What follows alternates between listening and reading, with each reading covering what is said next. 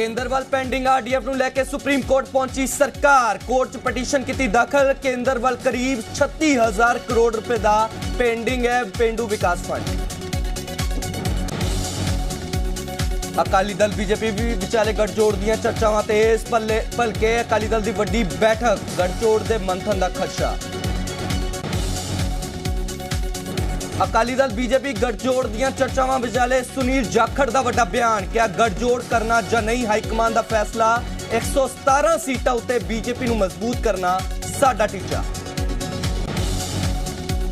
जाखड़ ਨੂੰ प्रधान थापे जाणू ते चन्नी ने चुके सवाल। कहा बीजेपी का दलित विरोधी चेहरा आया सामने। विजिलेंस ने साबका मुख्यमंत्री चरणजीत चन्नी तो की पुछ पड़ताल। आमदन तो वध जायदाद के मामले होए सवाल जवाब। तो चन्नी की चुनौती, जेकर सरकार कोल प्रूफ तो मेरी प्रॉपर्टी करे नशर। साबका मंत्री ब्रह्म महिंद्रा ते विजिलेंस का एक्शन जारी। हुण विभाग की टैक्नीकल टीम ने मोहाली स्थित फार्म हाउस की की पैमाइश। पंजाब के एक होर टोल प्लाजा ਨੂੰ ਲੋਕਾਂ ਤੋਂ ਰਾਹਤ। सीएम भगवंत मान ने मोगा कोटपुरा रोड उत्ते ਸਿੰਘਾ वाला टोल प्लाजा कराया फ्री। हुण तक 10 टोल प्लाजा ते लग्या ताला।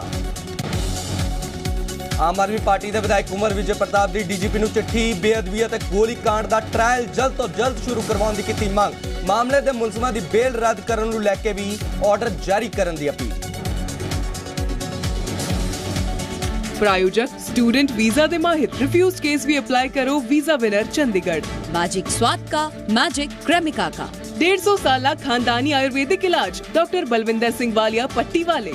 पतंजलि केश कांति एडवांस। नए बाल उगाए, बालों को झड़ने व असमय सफेद होने से बचाए।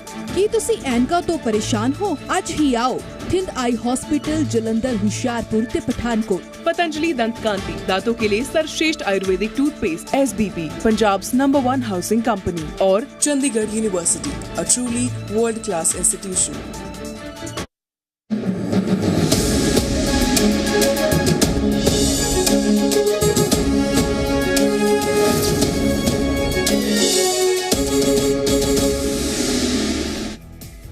सत श्री अकाल जी। पंजाब हरियाणा हिमाचल देख रहे दर्शकों का बहुत बहुत जी आए नूं। मैं हां आशीष गुप्ता लेके हाजिर है bulletin Punjab at 9। Bulletin Punjab at 9 च गल होवेगी सरकार दी तां गल होवेगी तकरार दी। गल होवेगी तुहाडे नाल जुड़े मुद्दिआं दी तां गल होवेगी तुहाडे नाल जुड़े मसलिआं दी। गल होवेगी दिन भर दीआं तमाम वड्डी खबरां दी तां गल होवेगी पुराने भाईवाल यानी कि अकाली दल बीजेपी दी। गल होवेगी जाखड़ नूं कमान अते उसते सियासी घमसान दी। तां गल होवेगी गोलीकांड ते लिखे खत दी यानी कि कुंवर विजय प्रताप वालों लिखी डीजीपी नूं चिट्ठी दी। गल होवेगी टोल उत्ते सियासी घोल दी। तां गल होवेगी साबका मुख्यमंत्री चरणजीत सिंह चन्नी अते उन्हां दी पेशी ते राउंड नंबर 3 दी। गल होवेगी अंसारी केस च नवे मोड़ दी। तां गल होवेगी अकाली दल बीजेपी गठजोड़ दी।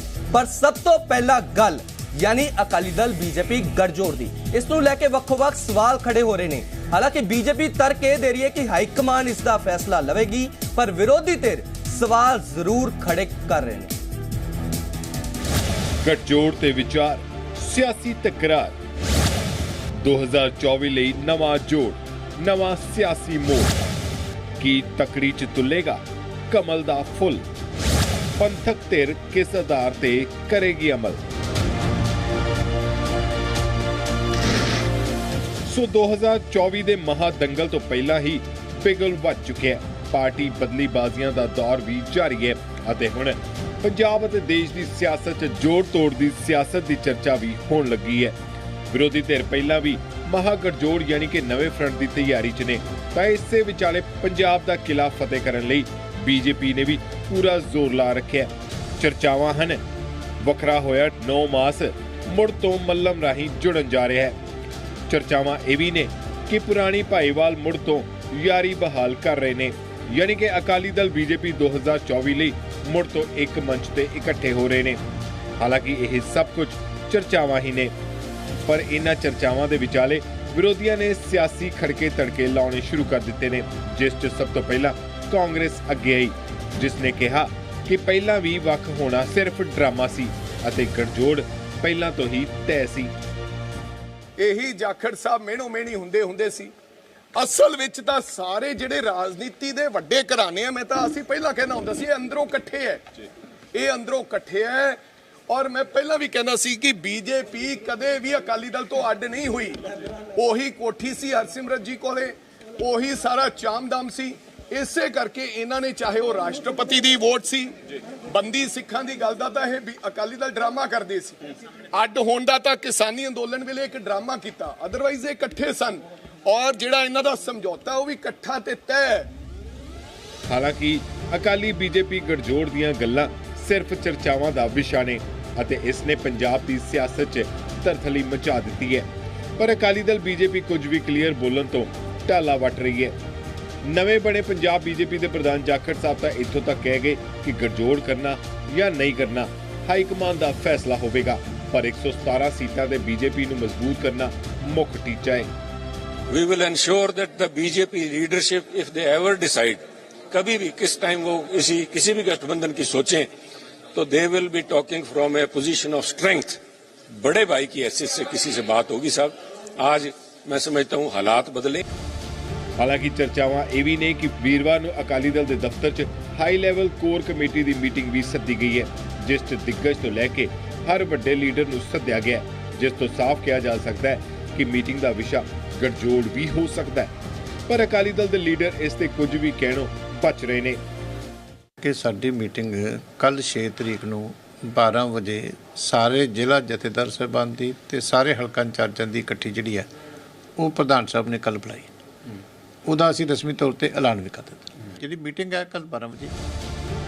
ਫਿਲਹਾਲ ਰੁੱਸਿਆਂ ਨੂੰ ਮਨਾਇਆ ਜਾਵੇਗਾ, ਯਾਨੀ ਕਿ ਅਕਾਲੀ ਦਲ ਬੀਜੇਪੀ ਦੀ ਨਵੀਂ ਇਨਿੰਗ ਸ਼ੁਰੂ ਹੋਵੇਗੀ ਜਾਂ ਫਿਰ ਨਹੀਂ, ਸਵਾਲ ਇਹ ਬਰਕਰਾਰ ਹੈ।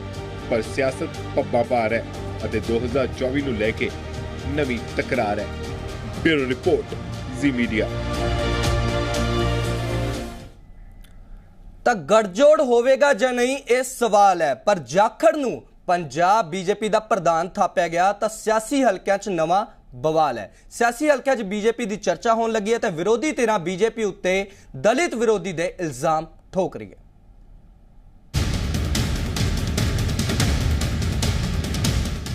ਪੰਜਾਬ ਬੀਜੇਪੀ ਦੇ ਲਗਾਏ ਗਏ ਨਵੇਂ ਪ੍ਰਧਾਨ ਸੁਨੀਲ ਕੁਮਾਰ ਜਾਖੜ ਨੂੰ ਲੈ ਕੇ ਸਾਫ਼ ਹੋ ਗਿਆ ਹੈ ਕਿ ਬੀਜੇਪੀ ਪੰਜਾਬ 'ਚ ਆਪਣੀਆਂ ਜੜ੍ਹਾਂ ਮਜ਼ਬੂਤ ਕਰ ਰਹੀ ਹੈ। ਨਜ਼ਰ ਅਤੇ ਪਕੜ ਹਿੰਦੂ ਜਾਂ ਮਾਲਵਾ ਵੋਟ ਬੈਂਕ ਤੋਂ ਭਾਵੇਂ ਹੀ ਹੈ, ਪਰ ਇਸ ਨੂੰ ਲੈ ਕੇ ਸਿਆਸੀ ਵਾਰ ਪਲਟਵਾਰ ਜ਼ਰੂਰ ਜਾਰੀ ਹੈ ਅਤੇ ਵਿਰੋਧੀ ਧਿਰਾਂ ਪੰਜਾਬ ਬੀਜੇਪੀ ਤੇ ਵੱਡੇ ਅਤੇ ਅਹਿਮ ਸਵਾਲ ਖੜੇ ਕਰ ਰਹੀਆਂ ਨੇ ਅਤੇ ਇਲਜ਼ਾਮ ਬੀਜੇਪੀ ਤੇ ਦਲਿਤ ਵਿਰੋਧੀ ਹੋਣ ਦੇ ਲਗਾਏ ਜਾ ਰਹੇ ਨੇ। ਸਾਬਕਾ ਮੁੱਖ ਮੰਤਰੀ ਚਰਨਜੀਤ ਸਿੰਘ ਚੰਨੀ ਹੋਰਾਂ ਦਾ ਤਰਕ ਹੈ ਕਿ ਬੀਜੇਪੀ ਦਾ ਇਹ ਫੈਸਲਾ ਦਲਿਤ ਵਰਗ ਦੇ ਖਿਲਾਫ ਹੈ। ਇਹ ਸੁਨੀਲ ਜਾਖੜ ਜੀ ਪ੍ਰਧਾਨ ਬਣੇ ਹੈ, ਮੈਨੂੰ ਲੱਗਦਾ ਹੈ ਕਿ ਬੀਜੇਪੀ ਨੇ ਫੈਸਲਾ ਕਰ ਲਿਆ ਕਿ ਪੂਰੇ ਦੇਸ਼ ਦੇ ਵਿੱਚ ਦਲਿਤ ਵਰਗ ਦੀ ਕਟਾਈ ਕਰਨੀ ਆ, ਇਹਨਾਂ ਨੂੰ ਨੀਚਾ ਦਿਖਾਣਾ ਹੈ। ਇਹ ਸਾਬਤ ਹੋ ਗਿਆ ਸੁਨੀਲ ਜਾਖੜ ਜੀ ਦੇ ਪ੍ਰਧਾਨ ਬਣਨ ਦੇ ਨਾਲ, ਕਿਉਂਕਿ ਉਹ ਕਹਿੰਦੇ ਹੈ ਕਿ ਪੈਰ ਦੀ ਜੁੱਤੀ ਵਾਲੇ ਲੋਕ, ਪੈਰ ਦੀ ਜੁੱਤੀ ਤੇ ਬਿਠਾਉਣ ਵਾਲੇ ਲੋਕ, ਇਹਨਾਂ ਨੂੰ ਸਿਰ ਤੇ ਬਿਠਾਉਣ ਲੱਗੀ ਕਾਂਗਰਸ। ਕਾਂਗਰਸ ਨੇ ਇਸ ਕਰਕੇ ਕੱਢਿਆ ਜਾਂ ਉਹ ਨਿਕਲੇ ਕਿ ਕਾਂਗਰਸ ਨੇ ਨੋਟਿਸ ਦਿੱਤਾ ਕਿ ਅਸੀਂ ਤੂੰ ਦਲਿਤਾਂ ਦੇ ਖਿਲਾਫ ਬੋਲਿਓ। ਤੁਸੀਂ ਸਿਰਫ ਕਾਂਗਰਸ ਹੀ ਨਹੀਂ, ਮੌਜੂਦਾ ਪੰਜਾਬ ਦੀ ਕਮਾਨ ਸਾਂਭੀ ਬੈਠੀ ਆਮ ਆਦਮੀ ਪਾਰਟੀ ਦਾ ਕਹਿਣਾ ਹੈ ਕਿ ਬੀਜੇਪੀ ਕੋਲ ਕੋਈ ਹੋਰ ਲੀਡਰ ਨਾ ਹੋਣ ਕਰਕੇ ਜਾਖੜ ਨੂੰ ਪ੍ਰਧਾਨ ਥਾਪਿਆ ਗਿਆ। ਸਭ ਤੋਂ ਪਹਿਲਾਂ ਜਾਖੜ ਸਾਹਿਬ ਨੂੰ ਬਹੁਤ-ਬਹੁਤ ਮੁਬਾਰਕਾਂ, ਪਰ ਲੇਕਿਨ ਬੀਜੇਪੀ ਨੇ ਸਪਸ਼ਟ ਕਰਦਾ ਕਿ ਬੀਜੇਪੀ ਦੇ ਜਿਹੜਾ ਓਰੀਜਨਲ ਕੇਡਰ ਸੀ, ਪੁਰਾਣੇ ਲੋਕ ਸੀ, ਉਹਨਾਂ ਕੋਲੇ ਪੰਜਾਬ ਦੀ ਪ੍ਰਧਾਨਗੀ ਕਰਨ ਦੇ ਲਈ ਜਿਹੜੀ ਆ ਉਹ ਬੰਦੇ ਯੋਗ ਨਹੀਂ ਸੀਗੇ। ਔਰ ਦੂਜਾ ਹੈਗਾ ਕਿ ਪੰਜਾਬ ਵਿੱਚੋਂ ਭਾਜਪਾ ਨੇ ਆਪਣਾ ਜਿਹੜਾ ਜਨਤਕ ਆਧਾਰ ਆ ਉਹ ਖਤਮ ਹੋਣ ਦਾ ਸਬੂਤ ਦਿੱਤਾ ਹੈਗਾ। ਸੋ ਬਿਲਕੁਲ ਪੰਜਾਬ ਦੇ ਲੋਕਾਂ ਨੇ ਉਹਨੂੰ ਕਦੇ ਮੂੰਹ ਨਹੀਂ ਲਾਉਣਾ। ਪੰਜਾਬ ਦੇ ਅੰਦਰ ਜਾਂ ਦੇਸ਼ ਦੇ ਅੰਦਰ ਜਦੋਂ ਤਿੰਨ ਕਾਲੇ ਕਾਨੂੰਨ ਆਏ ਸੀਗੇ ਤਾਂ ਉਸ ਤੋਂ ਬਾਅਦ ਸਭ ਤੋਂ ਵੱਧ ਪੈਰਵੀ ਜਿਹੜੀ ਆ ਉਹਨਾਂ ਕਾਲੇ ਕਾਨੂੰਨ ਨੂੰ ਬਚਾਉਣ ਦੇ ਲਈ ਬੀਜੇਪੀ ਔਰ ਸ਼੍ਰੋਮਣੀ ਅਕਾਲੀ ਦਲ ਨੇ ਕੀਤੀ ਸੀਗੀ। ਸੋ ਉਹਨਾਂ ਨੂੰ ਇਹ ਪੰਜਾਬ ਦੇ ਲੋਕ ਆਉਣ ਵਾਲੇ ਸਮੇਂ 'ਚ ਮੂੰਹ ਤੋੜ ਜਵਾਬ ਦੇਣ। ਹਾਲਾਂਕਿ ਇਹਨਾਂ ਇਲਜ਼ਾਮਾਂ ਨੂੰ ਪਰੇ ਰੱਖ ਕੇ ਨਵੇਂ ਪ੍ਰਧਾਨ ਸੁਨੀਲ ਕੁਮਾਰ ਜਾਖੜ ਦਾ ਕਹਿਣਾ ਹੈ ਕਿ ਉਹਨਾਂ ਦਾ ਟੀਚਾ ਅਤੇ ਮਕਸਦ ਸਿਰਫ ਤੇ ਸਿਰਫ ਬੀਜੇਪੀ ਨੂੰ ਮਜ਼ਬੂਤ ਕਰਨਾ ਹੈ। आज लोगों की, पंजाब के लोगों की उम्मीदों के पर खरा उतरना एक बहुत बड़ी कसौटी है, एक चुनौती है, पर उस चुनौती के अंदर मैं अवसर भी देख रहा हूँ। नए हलकों में जाके जब जैसी हम बीजेंगे वैसी फसल होगी। और पंजाब का किसान तो खून पसीने से निकाल लाता है फसल, और बीजेपी के कर्मठ कार्यकर्ता अपनी मेहनत के लिए, अपनी कमिटमेंट, अपनी आइडियोलॉजिकल जो उनकी बॉन्डिंग है, उसके लिए जाना जाता है। तो मैं समझता हूँ जब हम बीजेंगे अच्छी नीयत से बीजेंगे तो फसल भी अच्छी होगी, झाड़ भी अच्छा होगा, और आने वाला समय मैं समझता हूँ बीजेपी का है। लोगों के विश्वास जो बीजेपी में उन्होंने दर्शा रहे हैं उसको और मजबूत करेंगे। बहरहाल ਪ੍ਰਧਾਨ ਨਵਾਂ ਹੈ ਅਤੇ ਸਿਆਸਤ 'ਚ ਸਵਾਲ ਵੀ ਨਵੇਂ ਨੇ, ਪਰ ਗੱਲ ਦਲਿਤ ਵਿਰੋਧੀ ਹੋਣ ਦੀ ਕਹੀ ਜਾ ਰਹੀ ਹੈ। ਪਰ ਬੀਜੇਪੀ ਇਹਨਾਂ ਸਾਰੇ ਇਲਜ਼ਾਮਾਂ ਨੂੰ ਨਕਾਰ ਕੇ 2024 ਦੀ ਜ਼ਮੀਨ ਤਿਆਰ ਕਰ ਰਹੀ ਹੈ। ਬਿਊਰੋ ਰਿਪੋਰਟ, ਜ਼ੀ ਮੀਡੀਆ। ਤਾਂ ਉਧਰ ਪੰਜਾਬ ਦੀ ਸਿਆਸਤ ਦਾ ਧੂਰਾ ਬਣੇ ਬਰਗਾੜੀ ਬੇਅਦਬੀ ਅਤੇ ਗੋਲੀकांड ਦਾ ਮੁੱਦਾ ਮੁੜ ਤੋਂ ਗੂੰਜ ਰਿਹਾ ਹੈ ਤੇ ਹੁਣ ਆਮ ਆਦਮੀ ਪਾਰਟੀ ਦੇ ਵਿਧਾਇਕ ਕੁੰਵਰ ਵਿਜੇ ਪ੍ਰਤਾਪ ਨੇ ਡੀਜੀਪੀ ਪੰਜਾਬ ਗੌਰਵ ਯਾਦਵ ਨੂੰ ਚਿੱਠੀ ਲਿਖੀ ਹੈ ਅਤੇ ਐਸਆਈਟੀ ਵੱਲੋਂ ਸਪਲੀਮੈਂਟਰੀ ਚਲਾਨ ਨਾ ਪੇਸ਼ ਕਰਨ ਨੂੰ ਲੈ ਕੇ ਸਵਾਲ ਖੜੇ ਕੀਤੇ ਗਏ ਨੇ। ਇਸ ਤੋਂ ਇਲਾਵਾ ਉਹਨਾਂ ਨੇ ਕਿਹਾ ਕਿ ਮਾਮਲੇ ਦਾ ਟ੍ਰਾਇਲ ਜਲਦੀ ਤੋਂ ਜਲਦੀ ਸ਼ੁਰੂ ਕੀਤਾ ਜਾਵੇ। ਇਹ ਮੰਗ ਕੀਤੀ ਗਈ ਹੈ ਡੀਜੀਪੀ ਪੰਜਾਬ ਨੂੰ ਆਮ ਆਦਮੀ ਪਾਰਟੀ ਦੇ ਵਿਧਾਇਕ ਕੁੰਵਰ ਵਿਜੇ ਪ੍ਰਤਾਪ ਹੋਰਾਂ ਵੱਲੋਂ। ਗੋਲੀकांड 'ਚ ਸ਼ਾਮਿਲ ਸਾਰੇ ਮੁਲਜ਼ਮਾਂ ਦੀ ਬੇਲ ਰੱਦ ਕਰਨ ਨੂੰ ਲੈ ਕੇ ਆਰਡਰ ਜਾਰੀ ਕਰਨ ਦੀ ਵੀ ਅਪੀਲ ਕੀਤੀ ਗਈ ਹੈ। ਤਾਂ ਸਿੱਧਾ ਤੌਰ ਤੇ ਬਰਗਾੜੀ ਬੇਅਦਬੀ ਅਤੇ ਬਾਬਲ ਕਲਾਂ ਗੋਲੀकांड ਦਾ ਮੁੱਦਾ ਮੁੜ ਤੋਂ ਗੂੰਜ ਰਿਹਾ ਅਤੇ ਹੁਣ ਆਮ ਆਦਮੀ ਪਾਰਟੀ ਦੇ ਵਿਧਾਇਕ ਕੁੰਵਰ ਵਿਜੇ ਪ੍ਰਤਾਪ ਨੇ ਡੀਜੀਪੀ ਪੰਜਾਬ ਗੌਰਵ ਯਾਦਵ ਨੂੰ ਚਿੱਠੀ ਲਿਖੀ ਹੈ ਅਤੇ ਐਸਆਈਟੀ ਵੱਲੋਂ ਸਪਲੀਮੈਂਟਰੀ ਚਲਾਨ ਨਾ ਪੇਸ਼ ਕਰਨ ਲੈ ਕੇ ਸਵਾਲ ਖੜੇ ਕੀਤੇ ਨੇ। ਇਸ ਤੋਂ ਇਲਾਵਾ ਐਸਆਈਟੀ ਦੀ ਕਾਰਵਾਈ ਤੇ ਵੀ ਸਵਾਲ ਖੜੇ ਕੀਤੇ ਗਏ ਨੇ।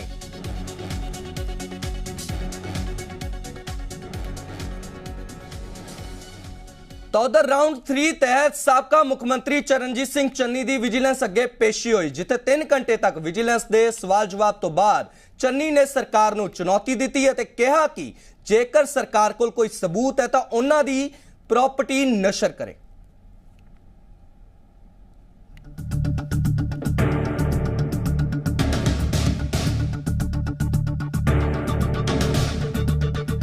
ਪੂਰੇ ਲਾਮ ਲਸ਼ਕਰ ਦੇ ਨਾਲ ਪੇਸ਼ੀ ਤੇ ਆਏ ਇਹ ਜਨਾਬ ਹੋਰ ਕੋਈ ਨਹੀਂ ਸਗੋਂ ਪੰਜਾਬ ਦੇ ਸਾਬਕਾ ਮੁੱਖ ਮੰਤਰੀ ਚਰਨਜੀਤ ਸਿੰਘ ਚੰਨੀ ਨੇ, ਜੋ ਰਾਉਂਡ 3 ਦੇ ਤਹਿਤ ਆਮਦਨ ਤੋਂ ਵੱਧ ਘੁਟਾਲੇ 'ਚ ਆਪਣੀ ਹਾਜ਼ਰੀ ਲਵਾਉਣ ਲਈ ਵਿਜੀਲੈਂਸ ਦਫ਼ਤਰ ਪਹੁੰਚੇ। 3 ਘੰਟੇ ਤੱਕ ਚੰਨੀ ਤੋਂ ਪੁੱਛ ਪੜਤਾਲ ਕੀਤੀ ਅਤੇ ਕਈ ਸਵਾਲ ਵੀ ਪੁੱਛੇ ਅਤੇ ਫਿਰ ਬਾਹਰ ਆਉਂਦਿਆਂ ਹੀ ਚੰਨੀ ਸਾਹਿਬ ਨੇ ਸਰਕਾਰ ਤੇ ਰਗੜੇ ਲਾਉਣੇ ਸ਼ੁਰੂ ਕਰ ਦਿੱਤੇ। ਆਲਮ ਇਹ ਰਿਹਾ ਕਿ ਜਿੱਥੇ ਸਾਬਕਾ ਸੀਐਮ ਚੰਨੀ ਨੇ ਆਪਣੇ ਤੇ ਲੱਗੇ ਇਲਜ਼ਾਮਾਂ ਨੂੰ ਝੂਠਾ ਦੱਸਿਆ ਤਾਂ ਉੱਥੇ ਹੀ ਸਰਕਾਰ ਨੂੰ ਚੁਣੌਤੀ ਦਿੱਤੀ, ਸਰਕਾਰ ਮੇਰੀ ਪ੍ਰਾਪਰਟੀ ਨੂੰ ਨਸ਼ਰ ਕਰੇ ਅਤੇ 169 ਕਰੋੜ ਦੀ ਪੂਰੀ ਡਿਟੇਲ ਦੇਵੇ। ਕਿ ਜੀ ਉਹਦੀ ਤਾਂ ਰੋਪੜ ਕਲੋਨੀ ਦੇ ਵਿੱਚ ਹਿੱਸਾ, ਉਹਦਾ ਤਾਂ ਜੀ ਜੀਰਕਪੁਰ ਦੇ ਵਿੱਚ ਹਿੱਸਾ, ਉਹਦੀ ਤਾਂ ਕੈਨੇਡਾ ਦੇ ਵਿੱਚ ਪ੍ਰਾਪਰਟੀ ਹੈ, ਉਹਦੀ ਤਾਂ ਅਮਰੀਕਾ ਦੇ ਵਿੱਚ ਪ੍ਰਾਪਰਟੀ ਹੈ, ਤੇ ਤੁਸੀਂ ਉਹ ਚਲਾਣੀਆਂ। ਮੈਂ ਕਹਿੰਦਾ ਜੀ ਮੈਨੂੰ ਉਹਦੇ ਵਿੱਚ ਖੜਾ ਕਰੋ ਜਾ ਕੇ ਔਰ ਦਿਖਾਓ ਵੀ ਇਹ ਹੈ, ਤਾਂ ਮੈਂ ਉਹ ਸਰਕਾਰ ਦੇ ਨਾਮ ਕਰ ਦਿੰਦਾ। ਲੇਕਿਨ ਮੁੱਖ ਮੰਤਰੀ ਜੀ ਨੇ ਮੈਨੂੰ ਝੂਠਾ ਬਦਨਾਮ ਕੀਤਾ, ਮੇਰੀ ਹੱਦ ਕੀਤੀ, ਮੇਰੀ ਬੇਇੱਜ਼ਤੀ ਕਰਦੇ ਰਹੇ, ਮੈਨੂੰ ਰਜਵਾੜਾ ਦੱਸਿਆ ਔਰ ਮੈਨੂੰ ਬਦਨਾਮ ਕਰਕੇ ਇਹ ਚੋਣ ਜਿੱਤੀ ਹੈ ਔਰ ਮੈਨੂੰ ਹਰਾਇਆ ਹੈ। ਉਸ ਵਾਸਤੇ ਮੇਰੀ ਪ੍ਰਾਪਰਟੀ ਜਿੰਨੀ ਇਹਨਾਂ ਨੇ ਕਹੀ ਸੀ 169 ਕਰੋੜ ਦਾ ਨਸ਼ਰ ਕਰ। ਦੂਰੇ ਮਾਪਦੰਡ ਨਾ ਰੱਖੋ, ਐਸੀ ਕੁਝ ਲੁੱਟਿਆ ਕੁਝ ਕਰਿਆ ਸਾਨੂੰ ਅੰਦਰ ਦੋ, ਲੇਕਿਨ ਇਹ ਰਾਜਨੀਤੀ ਜਿਹੜੀ ਬਦਨਾਮ ਕਰਨ ਦੀ ਆ, ਰੋਜ਼ ਹਰ ਰੋਜ਼ ਕੋਈ ਨਾ ਕੋਈ ਭੰਡੀ ਪ੍ਰਚਾਰ ਕਰਨ ਦੀ ਹੈ, ਇਹਦਾ ਕੋਈ ਹੱਲ ਨਹੀਂ ਹੋਣਾ। ਇਹ ਕੰਮ ਕੈਪਟਨ ਨੇ ਵੀ ਕਰਕੇ ਦੇਖ ਲਿਆ ਮੇਰੇ ਖਿਲਾਫ, ਇਹ ਕੰਮ ਬਾਦਲਾਂ ਨੇ ਵੀ ਕਰਕੇ ਦੇਖ ਲਿਆ ਮੇਰੇ ਖਿਲਾਫ। ਤੁਸੀਂ ਜਿੰਨਾ ਮਰਜ਼ੀ ਕਰੋ, ਤੁਸੀਂ ਜ਼ੋਰ ਲਗਾ ਲਓ, ਤੁਸੀਂ ਮੈਨੂੰ ਧੱਕੇ ਨਾਲ ਅੰਦਰ ਕਰ ਸਕਦੇ ਹੋ, ਮਾਰ ਨਹੀਂ ਸਕਦੇ। ਜੇ ਮਾਰ ਸਕਦੇ ਹੋ ਤਾਂ ਹੀ ਬਚਾਅ ਹੋ ਸਕਦਾ, ਗੋਲੀਓ ਮਰਵਾ ਲਓ ਜੇ ਮਰਵਾਉਣੀ ਹੈ, ਅਦਰਵਾਈਜ਼ ਕੰਮ ਲੋਟ ਨਹੀਂ। ਹਾਲਾਂਕਿ ਸਰਕਾਰ ਦੀ ਦਲੀਲ ਇੱਕੋ ਹੀ ਹੈ ਕਿ ਜੋ ਵੀ ਭ੍ਰਿਸ਼ਟਾਚਾਰ ਕਰੇਗਾ ਕਾਰਵਾਈ ਜ਼ਰੂਰ ਹੋਵੇਗੀ ਅਤੇ ਜੇਕਰ ਉਹ ਪਾਕ ਸਾਫ਼ ਨੇ ਤਾਂ ਡਰ ਕਿਸ ਗੱਲ ਦਾ ਹੈ। ਤੇ ਹੁਣ ਰੋਣ ਕਿਉਂ ਦਾ ਹੈ? ਜੇ ਸੱਚੇ ਆ ਤੇ ਕਾਨੂੰਨ ਨੂੰ ਫੇਸ ਕਰਨ, ਕਾਨੂੰਨ ਆਪਣਾ ਕੰਮ ਇੰਡੀਪੈਂਡੈਂਟਲੀ ਕਰ ਰਿਹਾ, ਕੋਈ ਵੈਂਡੇਟਾ ਨਹੀਂ ਹੈ। ਬਹਰਹਾਲ ਚੰਨੀ ਦੀ ਇਸ ਚੁਣੌਤੀ ਤੇ ਸਰਕਾਰ ਦਾ ਕੀ ਐਕਸ਼ਨ ਜਾਂ ਰਿਐਕਸ਼ਨ ਹੋਵੇਗਾ, ਇਹ ਸਵਾਲ ਬਰਕਰਾਰ ਹੈ। ਪਰ ਵਿਜੀਲੈਂਸ ਦੇ ਦਰਬਾਰੇ ਵਾਰ-ਵਾਰ ਚੰਨੀ ਸਾਹਿਬ ਦੀਆਂ ਮੁਸ਼ਕਲਾਂ ਜ਼ਰੂਰ ਵਧ ਰਹੀਆਂ ਨੇ। ਮੋਹਾਲੀ ਤੋਂ ਮਨੀਸ਼ ਸ਼ੰਕਰ ਦੇ ਨਾਲ ਬਿਊਰੋ ਰਿਪੋਰਟ, ਜ਼ੀ ਮੀਡੀਆ। ਉਧਰ ਅੰਸਾਰੀ ਕੇਸ 'ਚ ਨਵਾਂ ਮੋੜ ਹੈ ਤੇ ਹੁਣ ਸਾਬਕਾ ਮੁੱਖ ਮੰਤਰੀ ਕੈਪਟਨ ਦੀ ਟੀਮ ਨੇ ਉਹੀ ਸਰਕਾਰੀ ਡਾਕੂਮੈਂਟ ਰਾਹੀਂ ਸਵਾਲ ਖੜੇ ਕੀਤੇ ਨੇ ਜੋ ਕਿ ਸਰਕਾਰ ਵੱਲੋਂ ਜ਼ਮੀਨ ਨੂੰ ਲੈ ਕੇ ਜਾਰੀ ਕੀਤਾ ਗਿਆ। ਮੁਖਤਾਰ ਅੰਸਾਰੀ ਨੂੰ ਲੈ ਕੇ ਕਦੇ ਜੇਲ੍ਹ ਵਿੱਚ VVI ਟ੍ਰੀਟਮੈਂਟ ਤਾਂ ਕਦੇ ਉਸ ਦੇ ਖਰਚਿਆਂ ਨੂੰ ਲੈ ਕੇ ਪਹਿਲਾ ਪੰਜਾਬ ਦੇ ਵਜ਼ੀਰ ਆਜ਼ਮ ਮੁੱਖ ਮੰਤਰੀ ਭਗਵੰਤ ਮਾਨ ਤਤਕਾਲੀ ਸਰਕਾਰ ਤੇ ਹਮਲਾਵਰ ਹੈ। ਤਾਂ ਇਸ ਦਰਮਿਆਨ ਉਸ ਵੇਲੇ ਪੰਜਾਬ ਦੀ ਸਿਆਸਤ ਦੇ ਵਿੱਚ ਭਾਂਬੜ ਮਚ ਗਿਆ ਜਦੋਂ ਇਲਜ਼ਾਮ ਲਗਾਏ ਗਏ ਕਿ ਸਾਬਕਾ ਮੁੱਖ ਮੰਤਰੀ ਕੈਪਟਨ ਦੀ ਖਤਰਨਾਕ ਗੈਂਗਸਟਰ ਮੁਖਤਾਰ ਅੰਸਾਰੀ ਦੇ ਨਾਲ ਗੰਢ ਤੁੱਪ ਸੀ ਤੇ ਅੰਸਾਰੀ ਦੇ ਪੁੱਤਾਂ ਨੂੰ ਰੂਪਨਗਰ ਵਿੱਚ ਵਕਫ ਬੋਰਡ ਦੀ ਮਹਿੰਗੀ ਜ਼ਮੀਨ ਅਲਾਟ ਕੀਤੀ ਗਈ। सीएम मान इथों तक कह गए कि बकायदा कागज रख के प्रूफ है। 1 ਰੁਪਏ ਦਾ ਕੋਈ ਧੋਖਾ ਕਰ ਗਿਆ ਪੰਜਾਬ ਨਾਲ, 1 ਰੁਪਏ ਦਾ ਤੁਹਾਡੇ ਪੈਸੇ ਨਾਲ ਕੋਈ ਧੋਖਾ ਕਰ ਗਿਆ, ਮੈਂ ਉੱਥੇ ਰਾਖੀ ਬੈਠਾ। ਇਸ ਗੱਲ ਦੀ ਮੇਰੀ ਗਾਰੰਟੀ ਹੈ।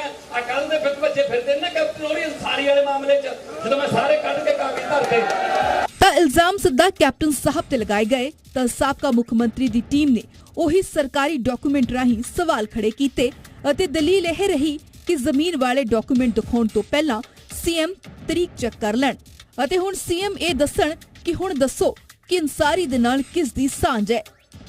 ਪਹਿਲੀ ਰਸੀਦ ਕੱਟੀ ਜਾਂਦੀ ਹੈ ਜਿਹੜੀ 21-22 ਵਾਲੀ ਦੀ, ਉਹ 27/7/2022 ਨੂੰ ਤੇ 81,100 ਰੁਪਏ ਦੀ ਉਹ ਰਸੀਦ ਕੱਟੀ ਗਈ ਹੈ ਤੇ ਰਿਸਿਪਟ ਨੰਬਰ ਆ 494/0049360 ਇਹ ਪਹਿਲੀ ਰਸੀਦ। फिर कट्टी जाती है 27/2/2023 ਨੂੰ, ਉਹਦਾ ਵੀ ਸਿਫਟ ਨੰਬਰ ਪਿਆ ਹੋਇਆ ਤੇ 99,500 ਰੁਪਏ ਰਿਸੀਵ ਕੀਤੇ ਜਾਂਦੇ। 27/7/2022 ਨੂੰ ਵੀ ਮੁੱਖ ਮੰਤਰੀ ਭਗਵੰਤ ਮਾਨ ਜੀ ਸੀਗੇ ਮੇਰੇ ਹਿਸਾਬ ਸੇ ਤੇ 7/2/2023 ਨੂੰ ਵੀ ਹੁਣ ਵੀ ਮੁੱਖ ਮੰਤਰੀ ਭਗਵੰਤ ਮਾਨ ਜੀ ਨੇ। ਫਿਰ ਇਹ ਦੱਸੋ ਹੁਣ ਅੰਸਾਰੀ ਨਾਲ ਕੌਣ ਰਲਿਆ ਜੀ? ਬਹਿਰਹਾਲ ਅੰਸਾਰੀ ਦੇ ਜ਼ਮੀਨ ਵਾਲਾ ਇਹ ਮਸਲਾ ਵਧਦਾ ਜਾ ਰਿਹਾ ਹੈ ਅਤੇ ਪੰਜਾਬ ਦੇ ਵਿੱਚ ਸਿਆਸੀ ਤੜਕੇ ਖੜਕੇ ਮਚਾ ਰਿਹਾ ਹੈ। ਬਿਊਰੋ ਰਿਪੋਰਟ ਜ਼ੀ ਮੀਡੀਆ। ਤਾਂ ਹੁਣ ਗੱਲ ਹੋਵੇਗੀ ਨਵੀਂ ਸਰਕਾਰ ਨਵਾਂ ਪੰਜਾਬ ਦੀ। ਪੰਜਾਬ ਪੁਲਿਸ ਪੂਰੀ ਤਰੀਕੇ ਨਾਲ ਹਾਈਟੈਕ ਹੋ ਰਹੀ ਹੈ ਤੇ ਹੁਣ ਸਰਕਾਰ ਨੇ ਪੰਜਾਬ ਪੁਲਿਸ ਨੂੰ 72 ਨਵੇਂ ਵਾਹਨ ਸੌਂਪੇ ਗਏ ਨੇ।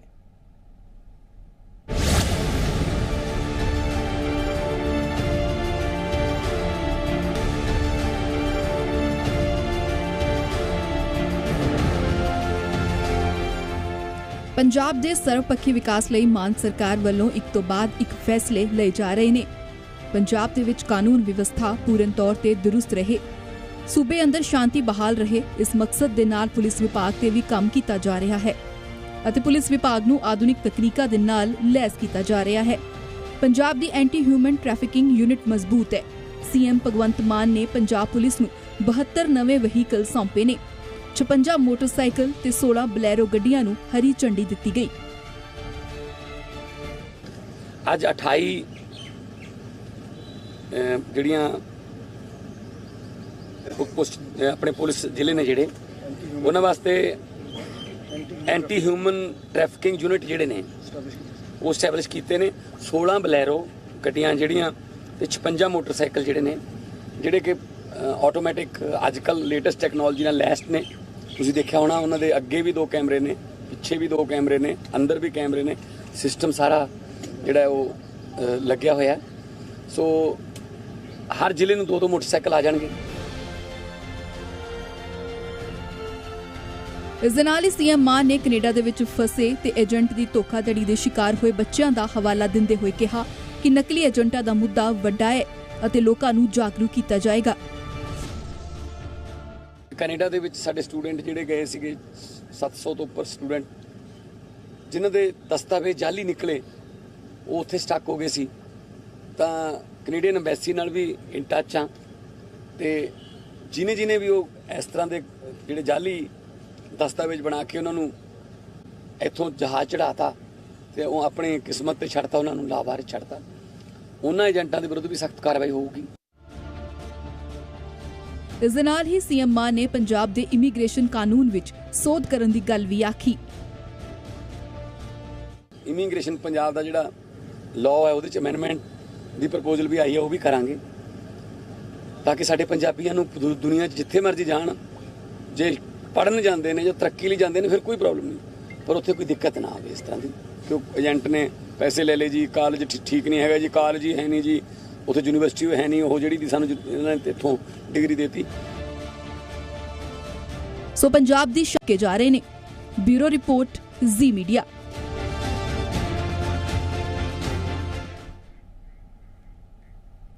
ਤਾਂ ਖਬਰਾਂ ਦਾ ਸਿਲਸਿਲਾ ਲਗਾਤਾਰ ਜੀ ਪੰਜਾਬ ਹਰਿਆਣਾ ਹਿਮਾਚਲ ਤੇ ਜਾਰੀ ਰਹੇਗਾ। ਫਿਲਹਾਲ ਮੈਨੂੰ ਦਿਓ ਇਜਾਜ਼ਤ। ਧੰਨਵਾਦ।